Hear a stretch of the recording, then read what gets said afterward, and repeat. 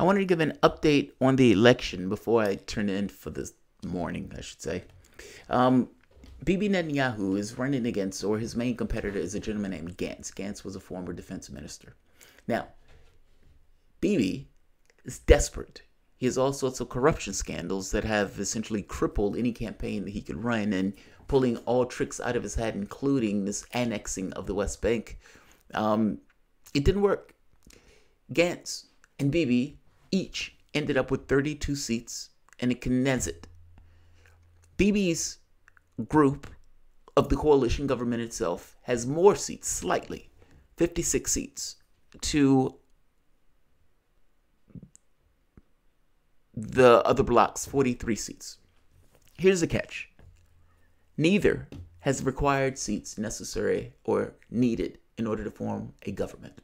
So you have a situation where Netanyahu needs to form, or both of these guys will have to get together to form a coalition government. If you remember, the talks fell flat once before because one of the gentlemen that Netanyahu was negotiating with took a hard line on this notion of Orthodox Jews being part of the draft. His argument was they should be. Netanyahu's argument was they wasn't, in which case all talks of forming a government collapse.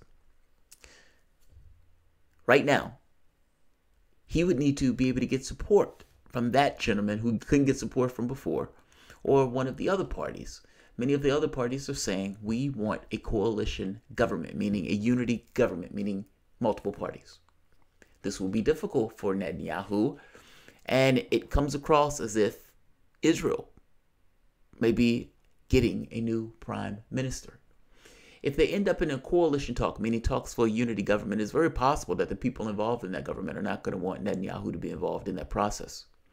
Gantz has come just short of calling a victory in this contest.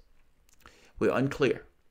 Right now, we're at this point where we're going to have to wait and see in regards to who can end up forming a coalition government. It seems that there are a lot of people in, let's just say the power players in this process that want something different and they want something new. And you might find that Netanyahu gets his walking papers. Right now, it's unknown. It's a tie from the number of votes that these guys have, and what 92% of the vote total is in. Netanyahu's block, again, is slightly ahead, 56 votes, compared to the other block's 43 votes. 43 seats, I should say, to 56 seats, the 43 seats. Again, they need 60 in order to run government in and of itself, meaning they're going to have to get support from other parties. And it's unclear whether Netanyahu is going to be able to get that particular support. And the articles that I've been reading on this, it makes it seem as if they want something different. Stay tuned. I mean, we'll know probably by tomorrow or the day after. Israel has a particular way of counting their votes in order to exclude issues of fraud and in order for issues of accuracy. So they don't necessarily report their vote count until a little bit later.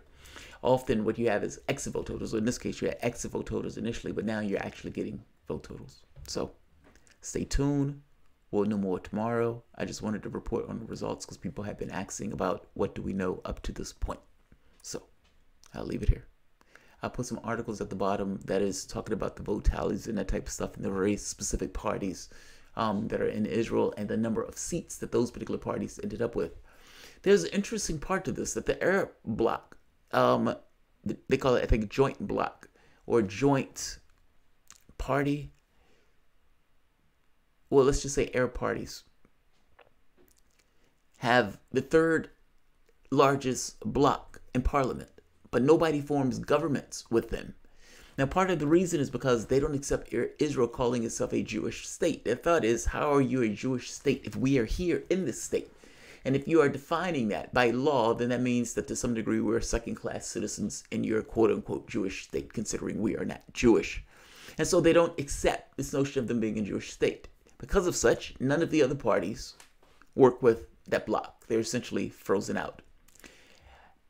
This bloc said that they were willing to talk to Gantz to see if there's any agreement that they can come to, but it doesn't necessarily seem, again, like that's necessarily going to be changed in response to these guys getting frozen out of the political, let's say, coalition governments.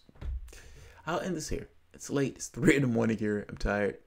So I'll leave it here, but I'll put the articles at the bottom. Ultimately, it's unclear whether Netanyahu is going to win this. It's unclear whether he's going to form a coalition government. He literally broke even with Gantz. And it seems that many of the other parties that are involved in the politics, meaning the people with vote tallies, the kingmakers, as they call them, are looking for something else. But stay tuned. Netanyahu may be able to pull a feather out of his hat. But we'll see. Thanks all. Like, share, subscribe.